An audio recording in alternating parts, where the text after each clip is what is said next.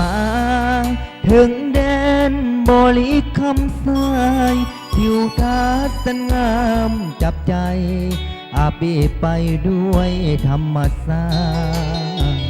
โอ้เมืองปากสานบริการและท่าพระบาทปากกระดิ่งน้ำทอนสวัสดิ์ลักสาวคำหยาดคำเกิดเวียงทองได้เห็นวัดท่าพระบาทผลสารน้ำนิ่งน้ำมังน้ำสันน้ำเงียบกระดันกระดิ่งไหลลอง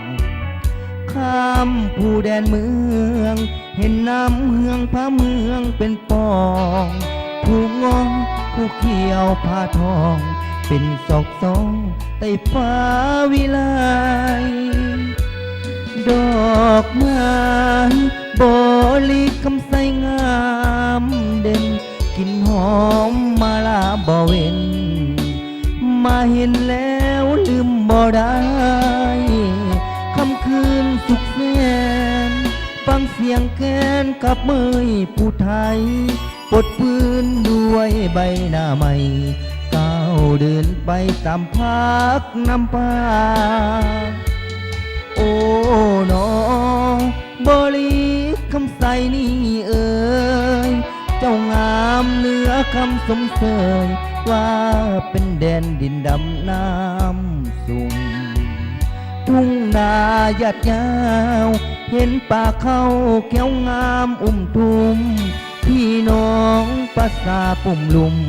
เป็นก้อนกลุ่มสร้างสาพัฒนามวลเด็กทินแขวงแดนดินนี่น้องอยากมาห่วมแมงสร้างก่อให้เพียงพอสมความตั้งนาแต่ต้องจากไปภาระยิ่งใหญ่นั้นยังรอท่าบ่นานจะหวนกลับมาสั่งสาบริคำใส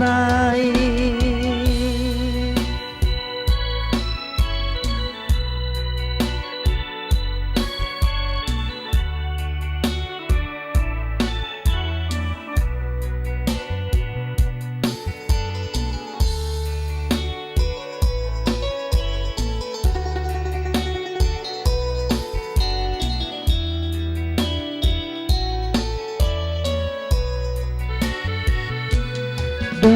อกไม้บริคำใสงามเด่นกลิ่นหอมมาลาบ่เว้นมาเห็นแล้วลืมบ่ได้คำคืนสุดแสนฟังเสียงแคนกับเมยผู้ไทยปลดปืนด้วยใบหน้าใหม่ก้าวเดินไปตามพักน้ำพาโอ้น้อ